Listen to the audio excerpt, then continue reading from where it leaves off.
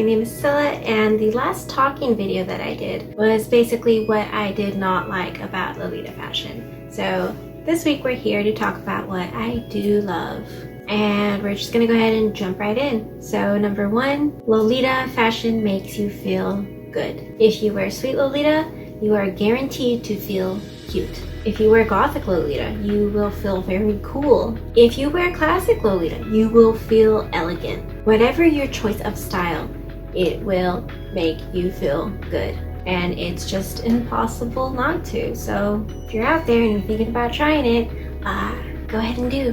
Number two is I like how comfortable I feel in it physically. Growing up as a teen, I was very insecure about my body. I had the little waist and big hips and a bigger bust, and well, now that might sound cool and stuff, back then it wasn't. If you're a girl, you know every 10 years basically the ideal body changes, and back then it was about looking like Paris Hilton. So me being short and curvy, on the other hand, just really did about anything to hide my body. When I came across Lolita, I thought that would be perfect for me. But beyond that, it would also hide all my other insecurities, like my psoriasis, which at the time was all over this area, all over my back, on my scalp, so you could see it on my hair sometimes. My legs, on the other hand, while very clear, were very pasty. Like I'm white. I'm like really white. I'm also Italian, which means I have very thick, fast-growing hair, and I never wanted to show my bare legs, ever. If I did ever wear shorts, which I never did, not until I was like into my 20s, I would put pantyhose underneath. Now I don't care, but at the time I did, and so it just further proved that Lolita was the best fashion for me, because I could cover everything up from head to toe. I could wear the thigh-high socks without having to wear jeans, which I hate, and it'd be great. Although I will say I have overcome all those insecurities, which is really great. Growth and aging is awesome. I no longer care if my bare legs are exposed. I wear ankle socks quite often because I have to. It gets very hot here. As for my psoriasis, it comes and goes as it pleases, so I can't really do anything about that. But I am less nervous about that, and if someone happens to ask, you know, what's that on your face or something, I'm not ashamed or embarrassed to tell them about it. Now, my body, I am still working on, but I think that could also do with the fact that I've gained like 20 pounds since getting into Lolita. I would like to work it off just because it's a lot easier to shop for clothes when you know that you're gonna fit in everything. So maybe I'll make a video about that. I think it would definitely hold me accountable for what I'm putting in my mouth and how often I'm working out. But at the same time, I know that it's like a really sensitive topic, so I don't know. Anyway, so number three is that this fashion allows me to be as feminine as I want. Now, I also know in this case there will be some major sensitivity, so I want to be very delicate about how I go about saying this. I don't ever want to make it seem like this fashion is not inclusive, because it certainly is. And believe me, I understand that you do not have to identify as a female in order to wear this fashion, which is awesome.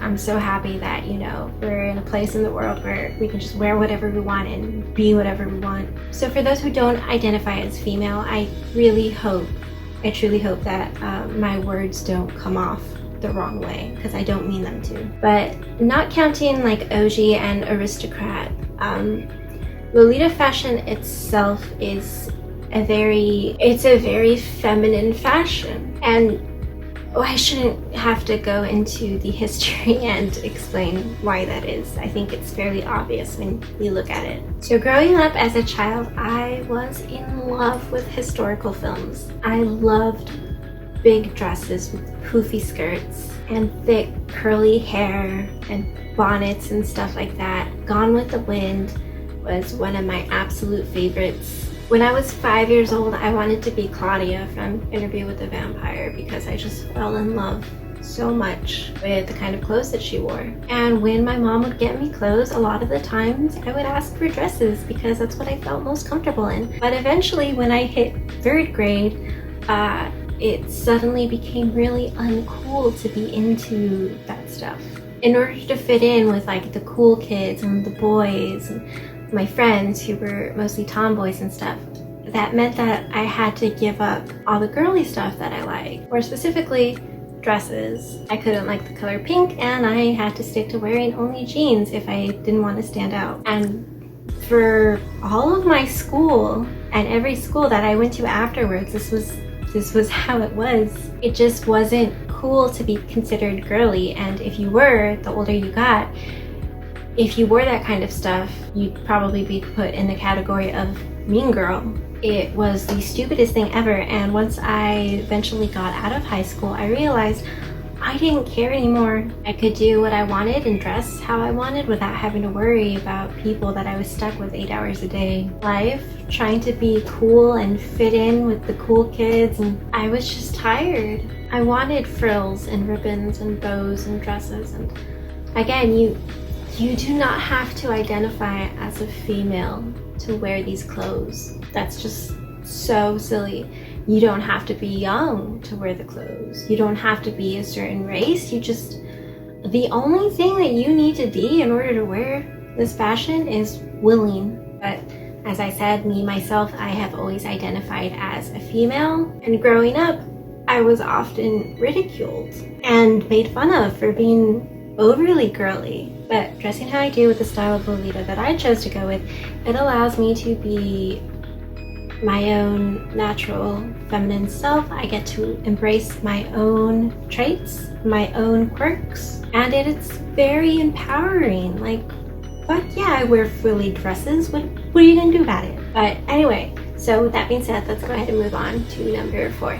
Lolita keeps me busy, and it gives me something to look forward to. It's hard, you know, being alive is hard, working is hard, working just to survive is hard. I don't want to bring the mood down, but I have been diagnosed with major depression, and I have meds, and I also have severe anxiety, and for a long time it was crippling, and it added to the life is pretty hard. But not even, like, outside of me and my problems, like, the world is kind of not great right now. Like, the stuff that's going on, just politics and money and healthcare and being in America, but also all the other countries have their own problems. And then on top of that, there's a pandemic, and even though there's a vaccine coming out, for all we know, it could get infinitely worse as people still refuse to take precautions. It's hard. But these silly dresses and these stupid head bows with these clown shoes with the bows, they make me happy. They fill me with joy and give me something positive to look at. When I go to work every day, it's not just, I have to do this in order to pay rent just to survive. It's also, I'm saving up for this or that dress that I might come across one day. And that definitely helped with my whole outlook. I mean, don't get me wrong, I love my job, but of course I would rather be home all day. So number 5 is friends or community. I have said this in the past, I am a lone Lolita, a very happy lone Lolita. And in general, I am just a kind of loner person. But Lolita allows me to make contact with other people like me, people who take an extreme amount of joy in this ridiculous fashion. And it's very comforting to know that I'm not the only person who wants to dress like a cupcake once in a while.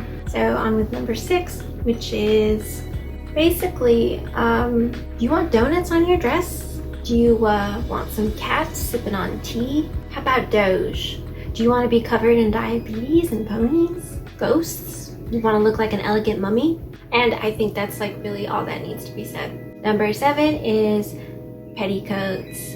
Have you worn a petticoat? Like, you watching this video, have you worn a good full floof petticoat? If so, you know exactly what I'm talking about. You know that feeling that I'm talking about. That wonderful feeling where you become a walking cloud. It is the most wonderful feeling ever, and I suggest that everybody in the world tries it at least once. It's like hula hooping without having to hula hoop. So number 8 is I love how creative it allows me to be. Hoarding is essentially like art. You're taking little bits and pieces and trying to figure out how they'll best look. You want to make sure that everything that you're wearing enhances and balances everything out. And I love making stuff. I've written books, I've composed music, I do stickers. As a child, I spent years making maps on Heroes of Might and Magic and also doing Dungeon Master Java. When I play games like Minecraft and Valheim, I will build endlessly. As I've gotten older, what I've realized is I need to be making stuff in order to be happy, however small. That's why I make these videos. So it makes sense that I would naturally fall in love with a fashion that requires at least some thought, some small amount of planning. And likely if you are watching this video right now, you are also a very creative individual yourself. Hey. So on with number 9.